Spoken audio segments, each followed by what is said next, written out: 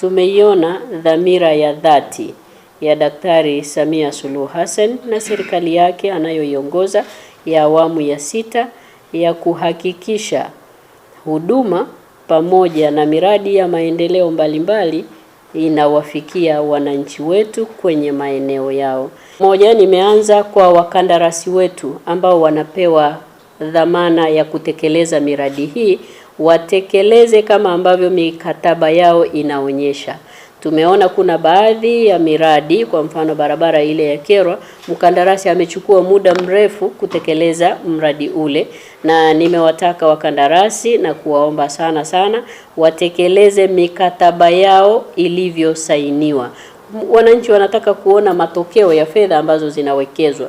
Kwa wakandarasi wetu kubwa ni hilo, mikataba wamesaini, hivyo waisimamie na kuitekeleza kama ambavyo mikataba inavyowaelekeza. Lakini kwa wasimamizi ambao wako mkoani Kagera, Mheshimiwa Mkuu wa Mkoa na timu yake, ni kuongeza tu nguvu za kuwafikia wananchi ili tuweze kuona miradi ile inatekelezwaje, inatekelezwa kwa viwango vipi, so tusisubiri kule mwishoni tunaweza tukawa mradi umeshaharibika. Kwa hiyo tuende nao hatua kwa hatua. Tumeona vyuo vya VETA vinajengwa kule Kyerwa, pale Biharamulo. Kwa hiyo tuende nayo hatua kwa hatua, tuseme na wakandarasi, tujue wapi wana changamoto, iko ndani ya uwezo wetu tuirekebishe, haiko ndani ya uwezo wetu tuifikishe kwenye mamlaka husika. Na sasa bahati nzuri ambayo Mheshimiwa Rais amefanya ni hii nyingine, kwa mapenzi yale ya Daktari Samia Suluhu Hassan, ni kuwateua walezi wa mikoa wa kiserikali. Na kwa mkoa wa Kagera ni mimi ndugu yenu Daktari Ashatu Kijaji niko hapa.